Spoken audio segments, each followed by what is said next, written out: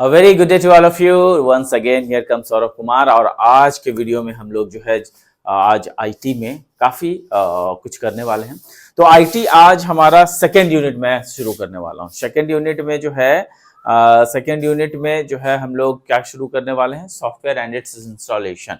तो जो सॉफ्टवेयर है वो क्या होता है और उस सॉफ्टवेयर को किस तरीके से इंस्टॉल करते हैं, ये हमारा मेन आइडिया है इस पर्टिकुलर चैप्टर में। और इस यूनिट में हम लोग ये भी समझेंगे कि जो आपका सॉफ्टवेयर है वो सॉफ्टवेयर तो कहते किसको है वो तो बात अलग, और सॉफ्टवेयर में उसका जो इंस्टॉलेशन है, जैसे कोई भी सॉफ्टवेयर होता है तो उसको हम लोग इंस्टॉल करते हैं, तभी हम लोग जो है कंप्यूटर पे उसको देख पाते हैं, उसका एप्लीकेशंस को हम लोग चेक कर पाते हैं। लेकिन अगर मान लिया कि सपोज कीजिए कि अगर आपके पास कोई भी सॉफ्टवेयर ऐसा है जो कि एंड्रॉयड ही है, मतलब वो सिस्टम सॉफ्टवेयर कहलाता है, तो जो सिस्टम सॉफ्टवेयर है उसको कैसे इंस्टॉल करेंगे। आपके पास एंड्रॉयड है तो उसके ऊपर आप व्हाट्सएप चला रहे हो, व्हाट्सएप एक सॉफ्टवेयर है और एंड्रॉयड एक आपका सिस्टम सॉफ्टवेयर है। तो जब तक सिस्टम सॉफ्टवेयर नहीं होगा आप सॉफ्टवेयर नहीं रन कर सकते हो। तो सबसे बड़ी बात यहां पर यह हो जाती है कि कंप्यूटर में विंडोज कैसे इंस्टॉल करेंगे, विंडोज के साथ साथ अगर मान लिया मैक है उसको कैसे इंस्टॉल करेंगे, लिनक्स कैसे इंस्टॉल करेंगे, तो वो सारी चीजें थोड़ी इसमें पढ़नी है। तो काफी इंटरेस्टिंग है, काफी मजा आने वाला है, बढ़िया लगने वाला है आप लोगों को। तो आई होप कि यू विल लाइक इट। तो let's start with the software. यहां देखिएगा यूनिट 2 हमारा आज से शुरू होने वाला है। तो इस यूनिट 2 में जो सबसे पहली बात है जो हम लोग आज करने वाले हैं वो है क्या, सॉफ्टवेयर एंड इंस्टॉलेशन। तो सबसे पहले हम लोग समझेंगे कि आखिर सॉफ्टवेयर है क्या। सॉफ्टवेयर को समझने के लिए सबसे पहले हमें समझना होगा डेटा। क्या समझना होगा? डेटा समझना होगा। Now what is data? Data जो है ये क्या होता है, स्मॉलेस्ट यूनिट होता है, smallest unit of an information. किसी भी इंफॉर्मेशन का स्मॉलेस्ट जो यूनिट है उसको हम लोग डेटा कहते हैं। डेटा का मतलब ये कतई नहीं है, कई लोग इसको रॉन्गली समझ जाते हैं कि नहीं डेटा तो इंफॉर्मेशन है। नहीं है, डेटा इंफॉर्मेशन नहीं है, बल्कि data is a part of information. वो इंफॉर्मेशन का थोड़ा सा पार्ट है। मैं समझाने की कोशिश करूंगा। यहाँ पे देखिएगा कि जो डेटा होता है वो part of smallest unit of an information है, लेकिन ये मीनिंगलेस होता है। मीनिंगलेस बोलते हैं इसको। It is meaningless in nature. Meaningless in nature कहने का मतलब यह है कि इसका कोई पॉइंट नहीं, कोई मतलब नहीं है। एग्जाम्पल, अगर आप बातें करते हैं A B, A B C 1 2 3 ऐसा, या फिर 1 2 6 Q R Z कुछ ऐसा, या फिर is equal to -1 2 3 Q R Z, है ना, या फिर कोई भी और ऐसा सिंबल्स वगैरह भी ले लीजिए। तो ये सब अगर आपसे पूछा जाएगा कि ये क्या है तो आप क्या जवाब देंगे? इससे आप क्या समझ रहे हैं? इससे आप यही समझ रहे हैं कि ये क्या है, अल्फाबेट है। इससे और ज्यादा कुछ अगर मैं आपको बोलूं ए बी, क्या समझेंगे आप? अल्फाबेट है। अल्फाबेट के अलावा कोई और चीज हम लोग इसमें समझ नहीं पाएंगे, है ना। तो अगर ये अल्फाबेट है तो इसके अलावा अगर हम लोग कुछ नहीं समझ पाते हैं तो इसका मतलब है कि ये कोई भी इंफॉर्मेशन देने में सक्षम नहीं है, कोई दूसरा इंफॉर्मेशन ये नहीं दे सकता है। इसका मतलब क्या है कि ये अगर अल्फाबेट है तो यहां पर ये जो है ये क्या कहलाएगा, ये अल्फा न्यूमेरिक कहलाएगा। क्या कहलाएगा? अल्फा न्यूमेरिक, है ना, अल्फा न्यूमेरिक कहलाएगा। जबकि यहां पर ये देखिए ये दोनों ही अल्फा न्यूमेरिक है, जबकि ये जो है ये क्या है, alphabet with symbols. Alphabet with symbols है ये। तो यहां पर तीनों चीज है, अल्फाबेट भी है, अल्फा न्यूमेरिक भी है, अल्फा बिट विथ सिंबल्स, या अल्फा न्यूमेरिक भी बोल सकते हैं इसको, अल्फा न्यूमेरिक विथ सिंबल्स बोल सकते हैं। तो ये कई सारी चीजें हैं जो यहाँ पे मैंने आपको बताई है। यहाँ पर ये डेटा है क्योंकि इनसे मतलब नहीं निकलता है। अगर ABC 1 2 3 भी हमने कह दिया तो इसे हम लोग समझेंगे कि ये अल्फा न्यूमेरिक है। इससे क्या समझेंगे कि बहुत सारे अल्फाबेट हैं या अल्फा न्यूमेरिक है, उसमें सिंबल्स जुटा हुआ है, तो इससे कोई भी मतलब नहीं निकलता है। अगर इससे मतलब नहीं निकल रहा है, इसका मतलब क्या है? इसका मतलब ये है कि आपका जो डेटा है वो इससे आपको कोई इंफॉर्मेशन नहीं दे सकता है, इसलिए ये हमारे लिए मीनिंगलेस है, मीनिंगलेस इन नेचर। इसको क्या बोलेंगे? मीनिंगलेस इन नेचर बोलेंगे। तो इसका मतलब यह है कि जब ये मीनिंगलेस इन नेचर है तो आपका जो डेटा है वो आपका मीनिंगलेस हो जाएगा। कब होगा? जब वो डेटा रहेगा। लेकिन अगर ये मीनिंगलेस है, इसी को अगर हम मीनिंगफुल बना दें तो अब यहां पर देखिए, यहां से हमने ले लिया A, इधर से ले लिया इज इक्वल टू, यहां से ले लिया B, या फिर इधर से ले लिया B, इधर से ले लिया इज इक्वल टू, इधर से ले लिया 2। Now it has some meaning. ये क्या है? मीनिंगफुल हो गया है, मीनिंगफुल इन नेचर, है ना? ये क्या हो गया है? मीनिंगफुल। क्यों हो गया है मीनिंगफुल? क्योंकि A is equal to B का मतलब है कि A एक ऐसा एलिमेंट है जो कि बराबर है B के। मतलब A का अगर कोई वैल्यू होगा तो B, और B का अगर कोई वैल्यू होगा तो दोनों इक्वल होंगे। इसका मतलब यह है कि कुछ इंफॉर्मेशन तो हमें मिला है। इसका मतलब क्या है? कुछ इंफॉर्मेशन हमें मिला है। वहीं पर अगर यहां पे B इज इक्वल टू 2 हम लिख देते हैं तो और ज्यादा इंफॉर्मेशन मिला है। क्यों? क्योंकि B एक ऐसा एलिमेंट है जो कि 2 के बराबर है। मतलब कि अगर 2 है, B इज इक्वल टू 2 है और B इज इक्वल टू, यहाँ पे A is equal to B है, इसका मतलब क्या है कि A इज इक्वल टू 2 हो जाएगा। तो ये कुछ मीनिंगफुल इंफॉर्मेशन दे रहा है। और अगर डेटा के कॉम्बिनेशन से मीनिंगफुल इंफॉर्मेशन हमें मिलता है तो that is called as instruction. क्या कहलाता है? इंस्ट्रक्शन कहलाता है।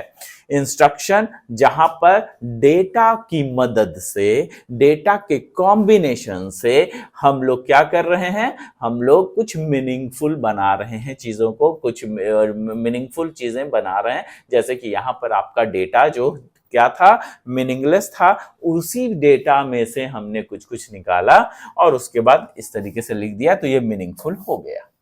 करेक्ट है? अगर ये मीनिंगफुल हो जाता है, अगर ये मीनिंगफुल हो जाता है तब हम लोग इसको इंस्ट्रक्शन कहेंगे।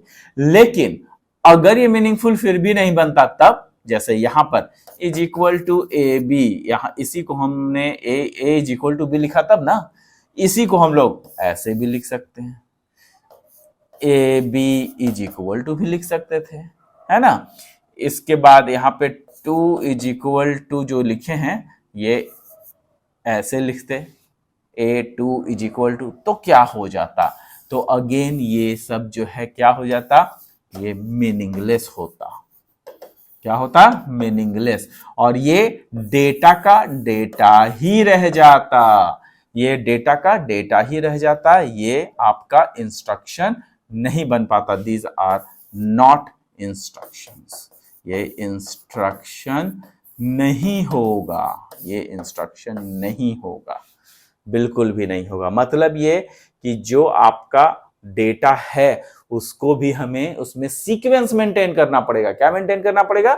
सीक्वेंस मेंटेन करना पड़ेगा। और अगर सीक्वेंस मेंटेन करेंगे तभी जाकर के हमारा वो इंस्ट्रक्शन बनेगा, नहीं तो नहीं बनेगा। अब देखिएगा कि यहां पर जो मैंने बताया कि इंस्ट्रक्शन होगा, तो सबसे पहली बात कि हमारे पास सबसे पहले निकला था डेटा, है ना? डेटा से बन गया इंस्ट्रक्शन। कब बना? जब डेटा को हमने सीक्वेंस में लिखा है, तो सीक्वेंस इज नेसेसरी, है ना? Sequence is necessary to maintain. अगर सीक्वेंस में नहीं लिखा होता तो क्या होता? सीक्वेंस में अगर नहीं लिखा होता तो वो डेटा फिर भी जो है क्या रह जाता? मीनिंगलेस रह जाता और वो डेटा ही कहलाता। इसका मतलब यह है कि जो आपका डेटा है उसको मीनिंगफुल रखने के लिए that has to maintain the sequence. अगर ये डेटा सीक्वेंस मेंटेन करता है तो वो इंस्ट्रक्शन कहलाएगा। अब आप देखिएगा कि a is equal to B, B is equal to 2, a is equal to 2, कुछ ऐसा आपको नजर आ रहा है तो ये इंस्ट्रक्शन कहला रहा है। तो ये ऐसे ही इंस्ट्रक्शंस को अगर हमने लिख दिया साथ में तो वो क्या हो जाएगा, ये देखिए। सपोज कीजिए कि मैंने एक छोटा सा प्रोग्राम लिख रहा हूं, मेन फंक्शन है ये, और इसके बाद इसमें मेन फंक्शन में हमने लिखा int, sorry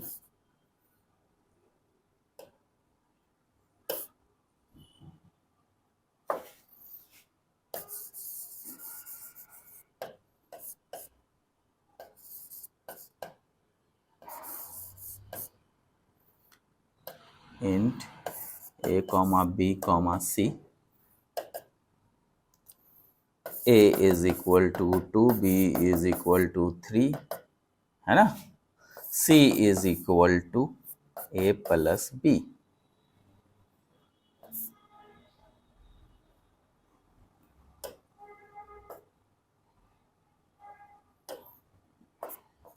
c is equal to a plus b। इसका मतलब आपको साफ नजर आ रहा होगा कि यहाँ पे a की वैल्यू जो है वो दी हुई है ना। तो a की वैल्यू जो है वो दी हुई है 2, b की वैल्यू दी हुई है वो है 3, a और b की वैल्यू दी हुई है। यहाँ पे सम इज इक्वल टू हमने क्या किया, फिर उसके बाद c is equal to a plus b किया, मतलब a प्लस b, a का डेटा और b का डेटा को हमने जोड़ दिया और उसको c में ट्रांसफर कर दिया। तो सम इज इक्वल टू यहाँ पे जो है ऐसे हम लोग लिख सकते हैं। तो यहाँ पे आपका एक प्रोग्राम बन गया। ये क्या हुआ, प्रोग्राम है। इसको क्या बोलते हैं, प्रोग्राम। ये प्रोग्राम कब बना, ऐसा ही आप देखेंगे कि इसमें जो इंस्ट्रक्शन है वो ऐसा ही इंस्ट्रक्शंस लिखा गया है। ये सब यही सब इंस्ट्रक्शंस लिखा गया है। तो ऐसे कई सारे इंस्ट्रक्शंस को कंबाइन कर दिया गया तो क्या बन गया, हमारा प्रोग्राम बन गया। तो बहुत सारा डेटा जब सीक्वेंस में लिखा जाए तो इंस्ट्रक्शन देता है। इंस्ट्रक्शन, बहुत सारे इंस्ट्रक्शंस अगर सीक्वेंस में लिखा जाए, यहाँ पे सीक्वेंस इंपॉर्टेंट है, सीक्वेंस अगर लिखा जाए तो वो क्या देगा, वो हमें प्रोग्राम देगा, है ना, वो हमें प्रोग्राम देगा। बहुत सारे इंस्ट्रक्शन को साथ में हमने लिखा, वो हमें प्रोग्राम देगा। लेकिन अगर ये बहुत सारा इंस्ट्रक्शंस जो है वो हमें प्रोग्राम दे रहा है तो ये बहुत जरूरी है कि वो सीक्वेंस में हो। अगर ये सीक्वेंस में नहीं होता, मैंने मेन फंक्शन को नीचे लिखा होता, बीच वाले को प्रिंटफ को ऊपर लिखा होता या बीच वाले को नीचे लिखा होता तो क्या होता, तब जो है ये प्रोग्राम रहता नहीं, तो ये प्रोग्राम नहीं रहता। इसका मतलब है कि ये सीक्वेंस जरूरी है।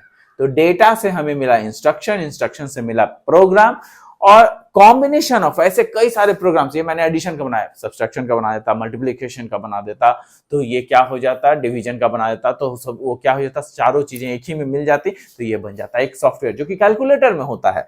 तो यहाँ पर आपका जो है प्रोग्राम, अगर बहुत सारा प्रोग्राम एक साथ मिल जाए तो वो क्या देगा हमें, वो देगा हमें सॉफ्टवेयर देगा। और लेकिन ये चीज है कि वो जो प्रोग्राम भी है वो भी सीक्वेंस में ही होना चाहिए। तो ये आपको एकदम बिल्कुल डेटा क्लियर हो जाना चाहिए कि जो आपका डेटा है वो अगर सीक्वेंस में लिखा गया तो वो इंस्ट्रक्शन देगा। अगर वही डेटा को सही से लिखा गया है और इंस्ट्रक्शन हमें मिल गया है, मतलब मीनिंगफुल है, और अगर ये मीनिंगफुल है तो ऐसे कई सारे इंस्ट्रक्शंस को कंबाइन करेंगे तो वो क्या हमें देगा, ये प्रोग्राम देगा। और अगर बहुत सारा इस तरीके का जो प्रोग्राम है, वो प्रोग्राम को अगर हम लिखेंगे तो वो हमें क्या देगा, वो हमें सॉफ्टवेयर देगा। और बहुत सारे सॉफ्टवेयर को एक साथ अगर कंबाइन किया जाए तो उसको हम लोग क्या बोलेंगे, उसको हम लोग सिस्टम सॉफ्टवेयर बोलेंगे। क्या बोलेंगे, सिस्टम सॉफ्टवेयर।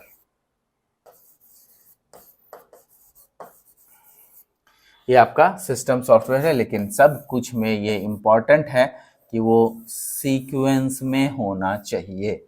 अगर सीक्वेंस में नहीं हुआ तो फिर it will not give the desired result. इसका मतलब यह है कि डेटा इंस्ट्रक्शन, डेटा से बना इंस्ट्रक्शन, इंस्ट्रक्शन से बना प्रोग्राम, प्रोग्राम से बना सॉफ्टवेयर और सॉफ्टवेयर से बना सीक्वेंस सॉफ्टवेयर। तो ये सिस्टम सॉफ्टवेयर। तो ये सिस्टम सॉफ्टवेयर और प्रोग्राम सब कुछ जो है काफी इंपॉर्टेंट है। और ये प्रोग्राम जो है आपका जितना भी है वो सब दे रहा है आपका सिस्टम सॉफ्टवेयर दे रहा है। और ये सॉफ्टवेयर से फिर सिस्टम सॉफ्टवेयर दे रहा है। तो कई सारी चीजें इसमें इन्वॉल्व हैं।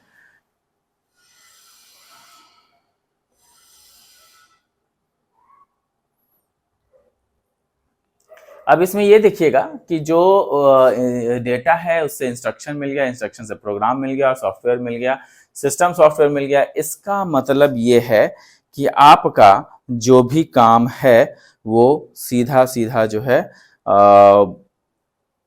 मतलब डिपेंड कर रहा है डेटा पे। तो डेटा ही हमारा क्या था, स्मॉलेस्ट यूनिट था। उसी से बना है इंस्ट्रक्शन, उसी से बना है प्रोग्राम, उसी से बना है सॉफ्टवेयर और उसी से बना है सिस्टम सॉफ्टवेयर।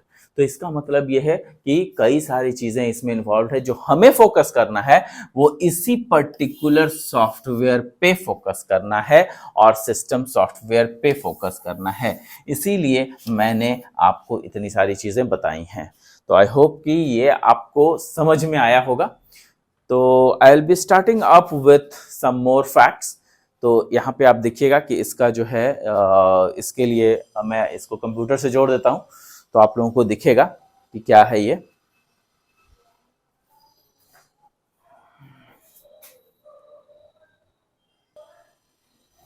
अब यहाँ पर फ्रेंड्स देखिए, जो यहाँ पर अब मैं दिखाने वाला हूँ, यहाँ पर आपको ये क्या नजर आने वाला है। ये देखिए कि जो आपका डेटा है, इन सब चीजों को मैंने डिफाइन किया हुआ है बड़े अच्छे तरीके से। यूनिट 2 का जो आपका नोट्स है वो भी मैं बना रहा हूँ, तो ये भी आप लोग को चला जाएगा। यूनिट 1 का आप लोग को ऑलरेडी चला गया है। तो ये जो आपका यूनिट 2 है, इसमें जो है आपका जो डिफरेंट चीजें हैं उसको मैंने इस्तेमाल किया है। इसको देखिए कैसे इसको जो है लिखा गया है। यहाँ पे देखिएगा कि जो डेटा है पहले सबसे पहले डिफाइन किया गया है। डेटा क्या होता है, तो यहाँ पर आपको सॉफ्टवेयर एंड ओएस इंस्टॉलेशन में सबसे पहले मैंने बताया था डेटा क्या होता है। डेटा रॉ फैक्ट्स होता है। क्या होता है? डेटा रॉ फैक्ट्स होता है। तो डेटा कैन बी डिफाइंड, यहाँ पे देखिए क्या लिखा हुआ है, data can be defined as raw facts, है ना। Data can be defined as raw facts. यहाँ पे रॉ फैक्ट्स काफी इंपॉर्टेंट चीज है। तो data can be defined as raw facts which are meaningless in nature, है ना। डेटा जो है वो मीनिंगलेस है। Data is also a representation of facts, concepts और instructions in a formalised manner. मतलब कहने का मतलब जो कि कंप्यूटर जो है उसको सुटेबिलिटी इंफॉर्मेशन नहीं समझ पाता है, तो यहाँ पे फॉर्मलाइज्ड मैनर लिखा हुआ है which should be suitable for communication, interpretation और प्रोसेसिंग बाय इलेक्ट्रॉनिक मशीन। तो उसको जो है इलेक्ट्रॉनिक मशीन में डालने के लिए सुटेबल बनाया जाता है। तो data is represented with the help of characters such as, पहला A to Z, जैसा कि मैंने बोला ये क्या है, ये अल्फाबेट है, अल्फाबेट्स है। ये क्या है, आपका न्यूमेरिक्स है ना। ये क्या है, न्यूमेरिक्स है। जबकि कुछ स्पेशल कैरेक्टर्स हैं यहाँ पे, ये क्या है, ये आपका जो सिंबल्स होते हैं वो है ना। तो ये सिंबल्स हैं जिसका कि कोई मतलब नहीं है, जो कि मीनिंगलेस इन नेचर होते हैं। इसलिए मैंने आपको ये चीजें बताई हैं, ठीक है। वहीं पर इससे क्या होता है, कोई इंफॉर्मेशन हमें नहीं निकल पाता है। अब हालांकि इंफॉर्मेशन की बातें मैंने यहाँ पे की है, तो इंफॉर्मेशन क्या होता है वो चीज हम लोग समझ लें। इंफॉर्मेशन इज ऑर्गेनाइज्ड, यहाँ पे देखिए ऑर्गेनाइज्ड मतलब सीक्वेंस, है ना। ये सीक्वेंस में होना चाहिए। इंफॉर्मेशन इज ऑर्गेनाइज्ड और क्लासिफाइड डेटा, मतलब डेटा से क्या बन गया आपका information, which has some meaningful values. यहाँ पे ये मीनिंगफुल वैल्यूज होना चाहिए फॉर द रिसीवर, जिसको भी वो दिया जा रहा है। Information is the processed data on which decisions and actions are based. यहाँ पे जो इंफॉर्मेशन है वो एक प्रोसेस्ड डेटा होता है जो कि डिसीजन या एक्शन जिस पर बेस्ड होता है। तो ये सारी चीजें आपका यहाँ पर आ गई हैं, है ना। तो ये इंफॉर्मेशन होता है। Information for the decision B meaningful, the processed data must qualify for the following characteristics. जो प्रोसेस डेटा होता है वो क्वालिफाई करना चाहिए, मतलब उसमें टाइमली होना चाहिए, एक्यूरेसी होना चाहिए और कंप्लीटनेस होना चाहिए। ये पॉइंट्स जो है आपका होना चाहिए किसी भी इंफॉर्मेशन के लिए, ये तीनों पॉइंट्स नेसेसरी हैं। तो ये इंफॉर्मेशन देता है, तो information should be available when required, जब टाइमली दिया हुआ है तो इंफॉर्मेशन जब चाहें तब वो हमें मिल जाए। एक्यूरेसी, इंफॉर्मेशन जो है एक्यूरेट होना चाहिए। कंप्लीटनेस, इंफॉर्मेशन इनकम्प्लीट ना हो, एक्यूरेट हो और कंप्लीट हो। तो ये काफी जरूरी है कि हमारा इंफॉर्मेशन क्या होता है उसके लिए। अब यही इंफॉर्मेशन जो हम लोग यहाँ पे पढ़ रहे हैं वो डेटा ही हमें देगा, एक चीज। दूसरी चीज, अगर इसी डेटा को सही से इंफॉर्मेशन अगर हमें दे रहा है तो वो हमें इंस्ट्रक्शन भी देगा, जो कि अभी हम लोग आने वाले देखने आने वाली चीज में देखेंगे। इसको मैं पहले मिटा देता हूं।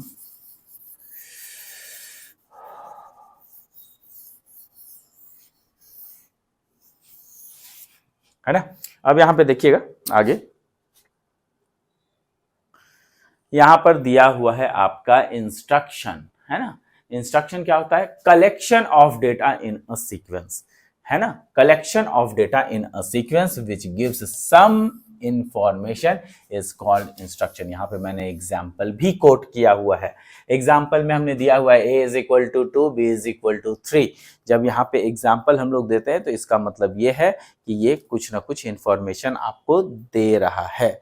तो अगर ये इंफॉर्मेशन दे रहा है मतलब a एक ऐसा वैल्यू है जिसका, a एक ऐसा एलिमेंट है जिसका वैल्यू 2 है, b एक ऐसा एलिमेंट है जिसका वैल्यू 3 है, ये कुछ ऐसे इंफॉर्मेशन है जो हमें मिल रहे हैं। तो इस इंस्ट्रक्शन से याद रखिएगा हमेशा कि डेटा था पहले, डेटा से हमें क्या मिल गया? इंस्ट्रक्शंस। और ऐसे कई सारे इंस्ट्रक्शंस को अगर हमने कंबाइन किया तो हमें मिलेगा प्रोग्राम। वो प्रोग्राम भी मैंने यहाँ पे आपको शो किया है।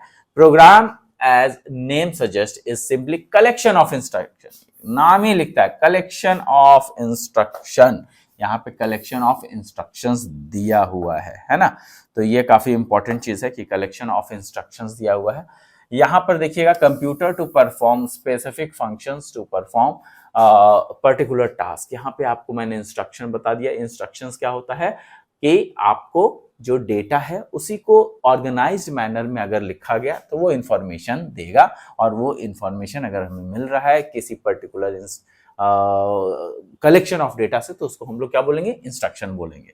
और उसी इंस्ट्रक्शन के कलेक्शन ऑफ इंस्ट्रक्शन, यहाँ पे कलेक्शन ऑफ इंस्ट्रक्शन लिखा हुआ है, कलेक्शन ऑफ इंस्ट्रक्शन हमें क्या देगा? वो हमें प्रोग्राम देगा। और ये प्रोग्राम क्या होता है वो इस तरीके से देखिए, यहाँ पे हमने आपका इंस्ट्रक्शंस, कई सारे इंस्ट्रक्शंस यहाँ पे हमने लिखा है। यहाँ पे देखिए मैंने क्या किया है कि आपको जो इंस्ट्रक्शन यहाँ पे देखने को मिल रहा है, सेट ऑफ इंस्ट्रक्शन जिसको कि प्रोग्राम कहते हैं, यहाँ पर मैंने वो सारे प्रोग्राम्स यहाँ पे लिखे हैं। क्या है ये? मेन फंक्शन हमने लिखा है ना, इसको मैं डिलीट कर देता हूँ, है ना। ये देखिए, ये जो है ये क्या है? आपका प्रोग्राम है। कैसे? मेन फंक्शन है, मेन एक फंक्शन। ये आपको पढ़ना नहीं है, ये जस्ट फॉर एन एग्जाम्पल मैंने ये कोट किया है यहाँ पर, ताकि आप लोगों को कोई दिक्कत ना हो समझने में कि अरे सर क्या बोल दिया, प्रोग्राम बोल दिया। तो उसका एक एग्जाम्पल दे दिया मैंने, काफी सिंपल सा है, आपको देखने ही से ही समझ में आ रहा होगा। इंट a कॉमा b और सम लिया हुआ है, मतलब a और b दो एलिमेंट लिए हुए हैं, दो वेरिएबल्स लिए हुए हैं। a का वैल्यू 2 है, b का वैल्यू 3 है। a का वैल्यू 2 है, b का वैल्यू 3 है। तो जब a का वैल्यू 2 है, b का वैल्यू 3 है, तो सम में उसको स्टोर किया जा रहा है। ये सम है, उसमें स्टोर किया जा रहा है किसका वैल्यू? a का वैल्यू और b का वैल्यू सम करके स्टोर किया जा रहा है, मतलब a प्लस b। तो a प्लस b मतलब 2 प्लस 3 कितना होगा? 5 होगा। ये 5 सम में स्टोर हो जाएगा। और printf sum of a and b, तो ये sum of a and b जो है वो रिजल्ट दे देगा। लिखने का ये तरीका है, ऐसे ही प्रिंटफ स्टेटमेंट लिखा जाता है। उसके बाद रिटर्न 0 हमने क्या है? रिटर्न 0 नहीं भी करा सकते हैं। आपका जो है अभी जो प्रोग्राम है ये 3 लाइन का प्रोग्राम है, और इसमें क्या हो रहा है कि दो जो नंबर दिए हुए हैं a इज इक्वल टू 2 और b इज इक्वल टू 3, वो यहाँ पे ऐड हो रहा है, जिसका कि आउटपुट हमें नीचे आपको नजर आ रहा है। सम ऑफ a एंड b यहाँ पे लिखा था, सम ऑफ a एंड b यहाँ पे लिखा हुआ है। और उसके बाद जो यहाँ पे रहेगा प्रिंटफ है, तो प्रिंटफ जितना चीज लिखा होगा वो प्रिंट हो जाएगा। क्या प्रिंट होगा? सम। तो सम यहाँ पे आ गया, सम a और प्लस b का जो वैल्यू है वो यहाँ पे प्रिंट हो जाएगा। हालांकि ये आपको समझने की जरूरत नहीं है, आप लोगों को सी नहीं पढ़ना है, ये बस मैं आपको सिंपली आपको दिखा रहा हूं कि ए का वैल्यू 2 था, बी का वैल्यू 3 था, और उसको अगर हमने ऐसे लिखा तो ये प्रोग्राम बन गया। तो अगर ये प्रोग्राम बन गया है और ये अगर डेटा कहता है कि डेटा, ये सब डेटा ही तो है, ए डेटा है, बी डेटा है, लेकिन उसको सीक्वेंस में लिखा, तो ये क्या बन गया, ये बन गया आपका इंस्ट्रक्शंस। ये क्या बन गए, इंस्ट्रक्शंस बन गए, और सारे इंस्ट्रक्शंस को कंबाइन किया गया तो ये हमें रिजल्ट दे रहा है कि ये एक प्रोग्राम के रूप में रिजल्ट दे रहा है। ठीक है, तो ये सारा चीज हमें समझ में आ गया है कि प्रोग्राम क्या होता है। और उसी तरीके से जब हम आगे बढ़ते हैं तो ये प्रोग्राम हमें सॉफ्टवेयर देता है, जो कि यहाँ पे लिखा हुआ है सॉफ्टवेयर, है ना। ये जो है वो क्या है, आपका सॉफ्टवेयर है। यहाँ पे देखिए हमने सॉफ्टवेयर को डिफाइन भी किया हुआ है, ये सॉफ्टवेयर आपको दिया हुआ है ना। तो यहाँ पे जो सॉफ्टवेयर मैंने डिफाइन किया है, इसको आप देखिएगा तो ये जो सॉफ्टवेयर है वो क्या लिखा है मैंने, ये देखिए, software is as the name suggest. Software क्या है, जैसा कि नाम ये सजेस्ट करता है उसी के अनुसार जो सॉफ्टवेयर हमने लिखा है वो सॉफ्टवेयर क्या है, software as the name suggest is a simply collection of set of programs. मतलब कलेक्शन है, प्रोग्राम्स का क्या है, कलेक्शन है ये, है ना।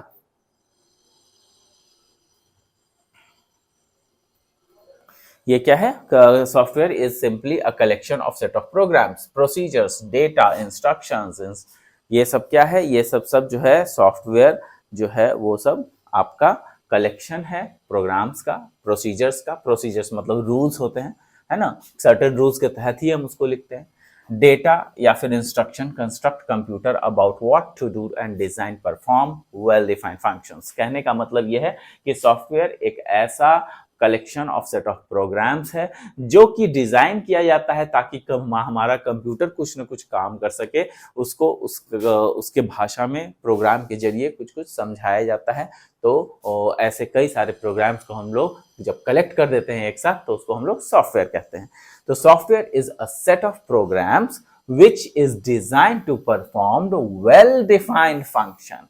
एक फंक्शन बनाने के लिए हमें सॉफ्टवेयर चाहिए, मतलब कोई फंक्शनैलिटी का सॉफ्टवेयर में, जैसे मान लिया कि आप MS वर्ड है तो MS word is a software, उसमें MS वर्ड में कई सारे प्रोग्राम्स हैं। जैसे आप ये MS वर्ड मैं यूज कर रहा हूं, इसमें देखिएगा कि आपका जो सॉफ्टवेयर है, ये जो लिखा हुआ है, ये फॉन्ट है, इसको मैंने बोल्ड कर दिया, इसको मैंने सिंपल रखा है, कहीं पर मैं उसको पॉइंट्स में डाल रहा हूं, तो इन सब के लिए डिफरेंट फंक्शनैलिटी है जो कि दी हुई है कंप्यूटर्स में। तो ये फंक्शनैलिटी कैसे काम करेगा, हमारे टच कर देने से काम नहीं किया, हमने इसको यहाँ से टच कर दिया तो काम कर गया। अगर मैंने यहाँ पे इसको टच किया यहाँ पे तो वो जो है क्या होता है, ब्लैक हो जाता है, या फिर इसको ये टच किया तो वो अरेंज हो जाता है। तो कई सारा काम कैसे हो रहा है, क्या मेरे टच करने से हुआ, नहीं, मेरे टच करने से नहीं हो रहा है। क्या हो रहा है कि जैसे ही मैं टच कर रहा हूं तो there is a program which is running behind. बहुत सारे प्रोग्राम हैं जो पीछे रन कर रहे होते हैं, और वही प्रोग्राम रन करता है जिसका कि रिजल्ट हम यहाँ देख पाते हैं कि वो कुछ पार्ट जो है वो बोल्ड हो गए, कुछ इटैलिक्स हो गए, कुछ अंडरलाइन हो गए। तो ये डिफरेंट फंक्शनैलिटीज है। किसकी फंक्शनैलिटीज है, आपके इस पर्टिकुलर सॉफ्टवेयर की फंक्शनैलिटी है। तो ये जो है काफी सारा अच्छा चीज है जो कि मैंने आपको बताया यहाँ पे। तो सॉफ्टवेयर जो है वो क्या हो गया, जो सॉफ्टवेयर होता है वो सेट ऑफ प्रोग्राम्स को बोलते हैं। वहीं पर जो सॉफ्टवेयर होता है उसको यहाँ पे आप देखिएगा, perform well defined functions. A program is a sequence of instruction. Program क्या होता है, सीक्वेंस ऑफ इंस्ट्रक्शन, जो कि ऑलरेडी हम लोग देख चुके हैं। Written to solve a particular problem, किसी पर्टिकुलर प्रॉब्लम को सॉल्व करने के लिए हम लोग प्रोग्राम लिखते हैं। तो यहाँ पे प्रोग्राम का भी थोड़ा सा पार्ट यहाँ पे डाल दिया गया है ताकि सॉफ्टवेयर को हम लोग अच्छे से समझ पाए। There are two types of software. Software generally जो है यहाँ पे 2 नहीं होगा, यहाँ पे 3 होगा। यहाँ पे सॉरी गलती से लिख दिया है हमने। यहाँ पे जो है सॉफ्टवेयर जो है 3 टाइप्स के होते हैं। There are 3 types of software. तो यहाँ पे जो सॉफ्टवेयर है वो 3 टाइप्स के हैं। कौन कौन से हैं, सिस्टम सॉफ्टवेयर, एप्लीकेशन सॉफ्टवेयर और यूटिलिटी सॉफ्टवेयर। नाउ समझिएगा कि सिस्टम सॉफ्टवेयर, एप्लीकेशन सॉफ्टवेयर और यूटिलिटी सॉफ्टवेयर क्या होता है ना। तो ये समझने के लिए हमें ये समझना पड़ेगा कि आखिर सिस्टम सॉफ्टवेयर होता क्या है। सिस्टम सॉफ्टवेयर का मतलब होता है सॉफ्टवेयर का समूह, जो कि अभी अभी मैंने डिस्कस किया था, है ना। तो इस जो सॉफ्टवेयर है वो ऐसे कई सारे सॉफ्टवेयर अगर एक साथ मिला दिए जाएं तो वो सिस्टम सॉफ्टवेयर बन जाएंगे।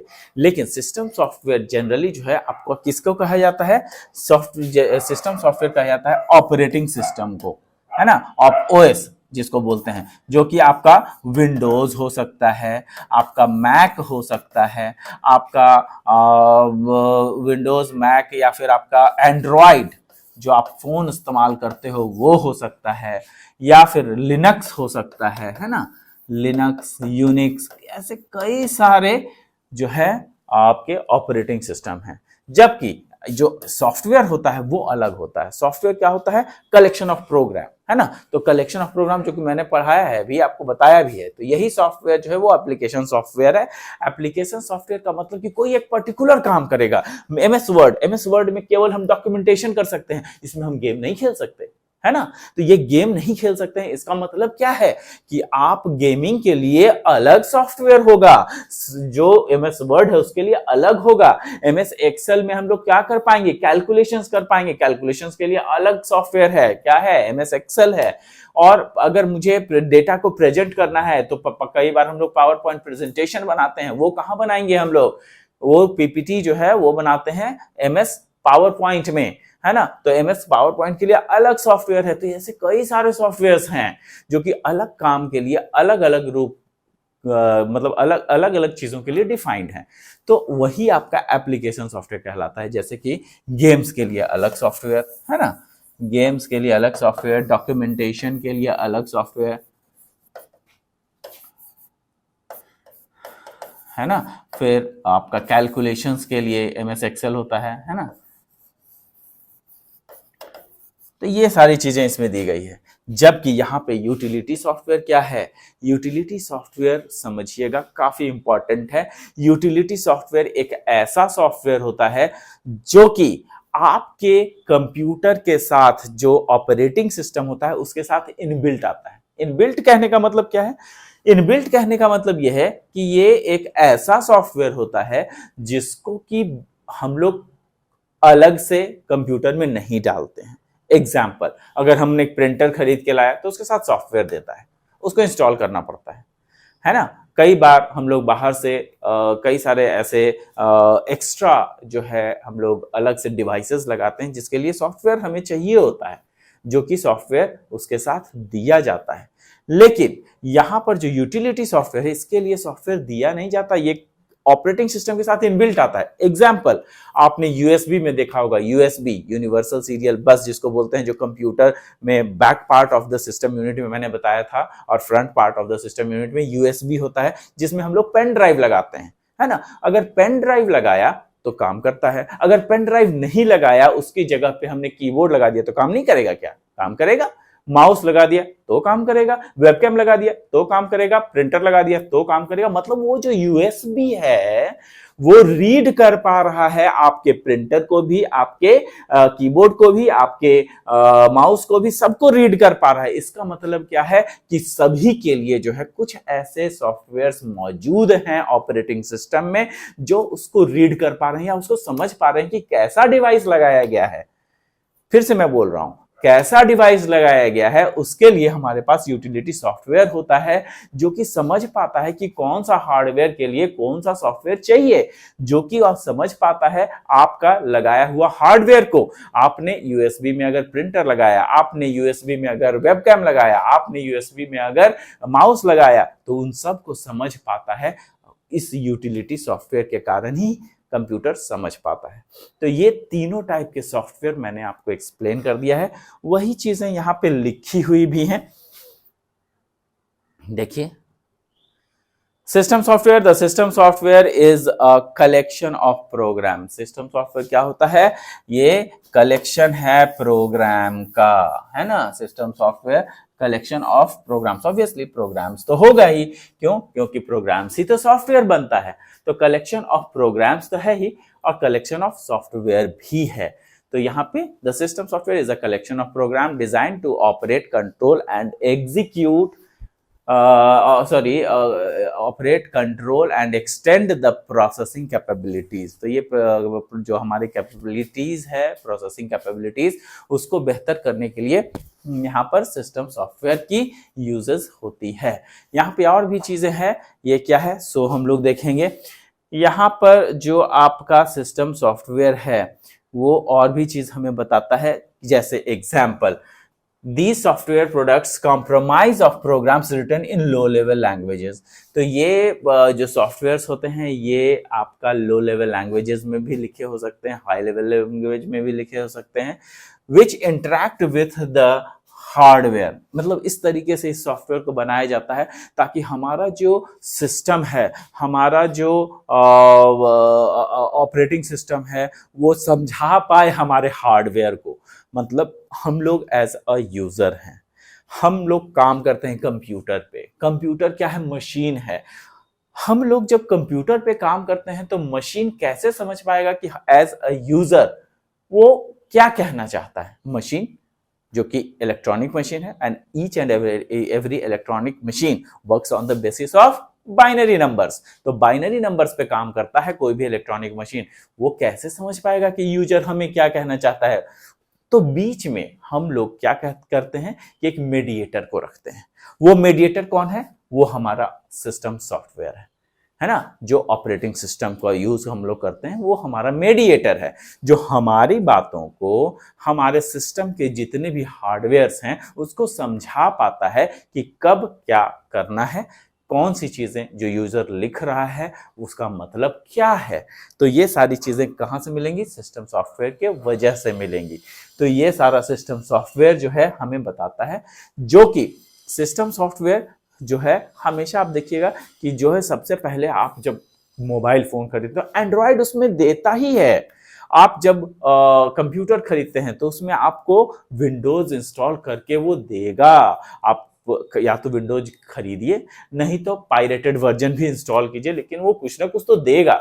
नहीं तो आपका कंप्यूटर खरीदने का कोई मतलब नहीं है। कंप्यूटर सॉफ्टवेयर के बिना डब्बा है ना, वो तो चलेगा नहीं। अगर आपके मोबाइल में से एंड्रॉयड हटा दिया गया तो क्या आपका मोबाइल चलेगा? नहीं चलेगा ना। तो नहीं चलेगा तो इसका मतलब है कि सिस्टम सॉफ्टवेयर उसमें डालना होगा जो हमारी बातों को समझा पाए, मोबाइल में लगे हुए जितने भी हार्डवेयर्स हैं उनको। तो ये चीजें, यही चीज जो है आपके कंप्यूटर में भी होता है। इसीलिए कहा जाता है कि जो सिस्टम सॉफ्टवेयर होता है वो मीडिएटर होता है और वो ज्यादा क्लोज होता है हार्डवेयर से। मतलब जो आपका सिस्टम है उससे ज्यादा क्लोज होता है। तो कई सारे ऐसे कैरेक्टरिस्टिक्स भी हैं जो कि इसमें है। देखिए यहाँ पे लिखा हुआ है, Some examples of system software are operating system, compilers, interpreters, assembler। ये सब सिस्टम सॉफ्टवेयर के उदाहरण हैं। यहाँ लिस्ट ऑफ कुछ इंपॉर्टेंट फीचर्स हैं जो आपको बताया जा रहा है सिस्टम सॉफ्टवेयर का। क्लोज टू द सिस्टम, जो कि सिस्टम के काफी क्लोज होता है। Fast in speed, difficult to design. Obviously बहुत सारे सॉफ्टवेयर, बहुत सारे प्रोग्राम्स को बनाया जाता है तो डिफिकल्ट भी होता है बनाना। Difficult to understand, less interactive, smaller in size, difficult to manipulate. ये कहने का मतलब, डिफिकल्ट टू अंडरस्टैंड कहने का मतलब कि इतनी आसानी से, जितनी आसानी से मैंने कह दी कि प्रोग्राम, बहुत सारे प्रोग्राम को जोड़ दिया जाता है तो सॉफ्टवेयर बनता है, बहुत सारे सॉफ्टवेयर को एक साथ कर दिया गया तो वो सिस्टम सॉफ्टवेयर बनता है। आखिर ये सॉफ्टवेयर बनता कैसे है? उसी के लिए तो पूरी कंप्यूटर साइंस हम लोग पढ़ते हैं। तो कंप्यूटर साइंस एक ऐसा तरीका है जिसके थ्रू सारे प्रोग्राम्स हम लोग पढ़ पाते हैं और उसकी इंप्लीमेंटेशन को समझते हैं कि ये कहाँ इंप्लीमेंट होगा, और जहां जहां पे इसका इंप्लीमेंटेशन होगा उसको समझने के लिए पूरा कंप्यूटर साइंस पढ़ना पड़ेगा। तो ऑब्वियसली थोड़ा सा डिफिकल्ट तो है, 4 साल 5 साल मेहनत करते हैं लोग उसको समझने के लिए, है ना। तो ये स्मॉलर इन साइज, थोड़ा लेस इंटरैक्टिव, हम लोगों से इंटरैक्शन लेस होता है। स्मॉलर इन साइज कहने का मतलब क्या है कि स्मॉलर साइज में काफी छोटा होता है। मतलब जितनी बातें हमें कहनी होती है वो जो है हम लोग प्रोग्राम के माध्यम से कह सकते हैं, और वो प्रोग्राम 1 KB 2 KB का होता है, बहुत ही छोटा होता है ना। डिफिकल्ट टू मैनिपुलेट मतलब उसको हम लोग उसको हम लोग अपनी तरीके से ढाल नहीं सकते।